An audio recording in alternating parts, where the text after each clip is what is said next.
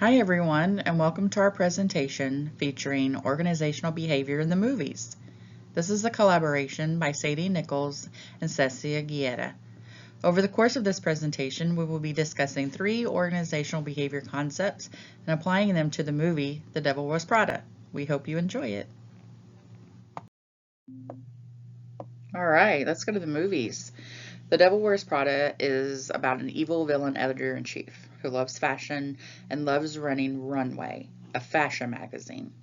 The movie is set in the heart of fashion country, New York, making appearances in other parts of the world known for fashion, Paris, France. There are 3 main characters, Miranda Priestley, Andy Sachs, and Emily Charlton. Miranda, our antagonist, is a middle-aged wife and mother of 2 twins. She is a famous fashion guru who is the editor-in-chief of Runway and our evil villain. Emily Charlton and Andy Sachs are her personal assistants. Andy, our protagonist, is a young journalism graduate who moved to New York to get her foot in the door as a writer, and thinks that working for a high-profile fashion magazine will help her do just that. Emily is the head assistant for Miranda and is in love with fashion and working for the magazine. She's a hard worker, in awe of Miranda, and seems to want her approval desperately. However, as an outsider, Andy is looked down upon and does not fit in at first, as she's not in love with fashion like the others. As the plot thickens, Miranda hires Andy against Emily's best judgment and ends up wanting Andy by her side. And Andy, in return, buys into the fashion world, winning the approval of her villainous boss. The Devil Wears Prada is the perfect movie for a discussion on organizational behavior. It depicts a work environment and provides numerous scenarios in which we can apply different OB concepts. We're going to begin by discussing organizational behavior and 3 OB concepts that fit into different scenarios from the movie, which are leadership, motivation, and personality and person-environment fit. So what is organizational behavior? Organizational behavior, as defined in our text, is the study of individuals and their behaviors at work. Now that we know what organizational behavior is, let's talk about our first OB concept, leadership. What is a leader, and what kind of leader is Miranda Priestley? Leadership is the process of influencing others to understand and agree about what needs to be done and how to do it, and the process of facilitating individual and collective efforts to accomplish shared objectives. So Miranda Priestley could be labeled as a narcissistic leader. Narcissistic leaders have personality traits such as a sense of entitlement and superiority, a strong need for attention, a single-minded focus on themselves, a lack of empathy for others, constant criticism of others, high levels of aggression, and an unwillingness to hear feedback. Miranda definitely fits this description given her actions throughout the movie. In an article titled Narcissistic Leaders, the Good, the Bad, and Recommendations, working with confident and charismatic leaders can be challenging. However, people seem to stick around for the most part. Take a look at what I'm talking about. The next OB concept that we're going to talk about is motivation and how it applies to one of our main characters, Emily Charlton. Emily is the head assistant to Miranda. She loves fashion, is an extremely hard worker, and thrives in the environment in which she is a part of at work. Why does she stick around when her boss is so horrible? Motivation is what a person does, direction, how hard a person works, intensity, and how long a person works, persistence. I think it's important to talk about grit because it goes hand in hand with why Emily is so motivated. In our text, grit is described as the ability to stick to a goal and not give up, even in the face of adversity. Grit relates to a sense of purpose or calling. Emily has grit, and despite her environment and challenges that she faces, she does not cower down. It's obvious that she's invested in the career choice she has chosen. Why does she have so much grit, and why does she seem so motivated? Emily's love for the fashion industry fuels the fire. It's a main motivator. Also, it seems evident that her motivators are the glamour and perks she receives from working at such a prestigious magazine. She has passion and self-determination like no other. She's self-focused on her own career. She's not really interested in being part of a team. Helping her new co-worker, Andy Sachs, is not a priority. She kind of leaves her on her own to figure things out.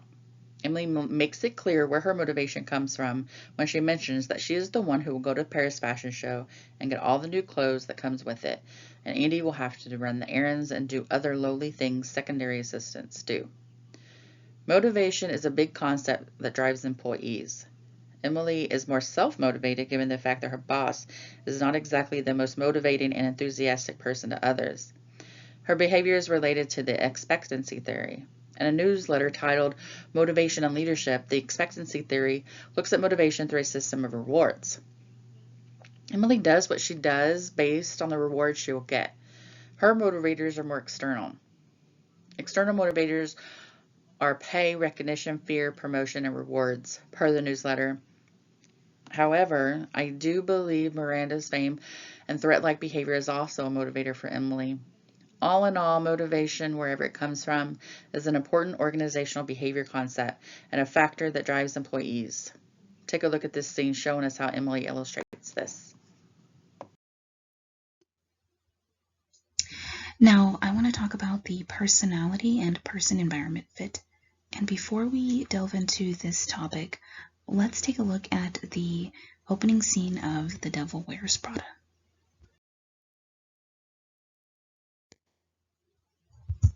Personality is defined as feelings, thoughts, and actions that characterize an individual. What I really love about the opening scene is that it marks the stark contrast between Andy and all of the other girls in the fashion industry. You can really tell Andy's personality by just watching that scene. Leaders must learn to understand individuals with different personalities rather than trying to change them.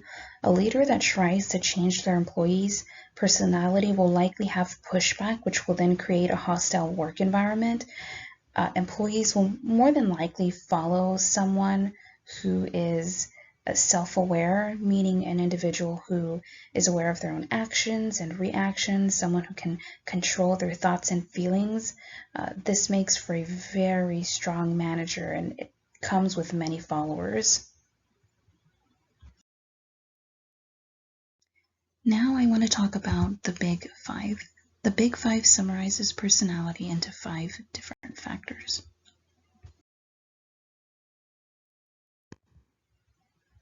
These 5 factors include openness, a person's willingness to embrace new ideas and new situations; conscientiousness, being organized, systematic, punctual, achievement-oriented, and dependable; extroversion, a person who is outgoing, talkative, and sociable; agreeableness, where one is affable, tolerant, sensitive, trusting, kind, and warm; and neuroticism, here a person has a tendency to be anxious or moody. The reason why the Big Five is so important is because it helps managers during the hiring process. Naturally, a manager will want to hire someone that shows these characteristics because they're so closely linked to positive work outcomes. And this is what makes Miranda Priestley's story so interesting, because she went against her judgment of hiring someone with a compatible personality, and she instead went with someone that did have all of these qualities, except of course neuroticism, because Andy doesn't have that characteristic. And Andy was a great pick in regards to work ethics. She was actually able to outperform Emily, who is a seasoned colleague of hers. There is an article here by the title of Daily Work Role Stressor and Dark Triad States, which delves into Machiavellianism and the traits that represent this characteristic. I have a quote here. For example, momentary, manipulative, strategic, and gain-oriented thinking and behavior represent concrete expressions of Machiavellianism. For example, getting important people on one's side, keeping track of information that might be useful in the future. Neuroticism and Machiavellianism are not necessarily the same thing, but they do go hand in hand. This is important to understand because Miranda shows these qualities, and this contributes to how her employees act around her, what they think about her. And the reason why Miranda and Emily and all of the other girls get along so well is because they are showing these same qualities and characteristics. This is in contrast to Andy, who is the complete opposite, which allows us to understand how Andy was not a good fit for that organization. Now I want to talk about the person-environment fit. The person-environment fit is defined as the level of compatibility between a person and their environment. This congruency results in job satisfaction, organizational commitment, and better job performance. Now, there are two types of person-environment fit. We have person-organization fit and person-job fit. Person-organization fit is a match between a person's individual values and those of the organization they work for. It's related to job satisfaction, organizational commitment, and job performance. And then we have person-job fit. Here, this is the fit between a person and the job they do. A poor fit usually results in burnout and physical symptoms. When there's a good match between an employee and the organization they work for, the employee will usually develop a sense of ownership to that organization. So, we know that Andy was very good at her job. We know that she outperformed Emily. However, we also can analyze and determine that she was not a good fit for the organization. Her personality and her values didn't align, which is why she ended up walking out on her job. To conclude, we have analyzed and applied 3 important organizational behavior concepts: leadership, motivation, and personality and person-environment fit. We've determined that Miranda Priestley is a narcissistic leader. This type of leadership can be detrimental to organizational functions, and we do recommend managers to learn how to be self-aware so that they can successfully lead a team of people. Although Miranda was successful in her work at Runway, she did in fact fail miserably in leading her team. And then we have motivation. Emily showed us true grit and what it's like to work endlessly for a position. Employees who have these characteristics should always be valued by their employers, so we recommend managers to find the time to appreciate their employees. And then lastly, we applied personality and person-environment fit. Here we were able to determine that it is very important for an employer to carefully hire individuals that align with their goals and values. We also learned that it's equally important for employees to choose jobs and organizations that fit their values. That is the end of our presentation, and I hope you enjoyed it. Thank you.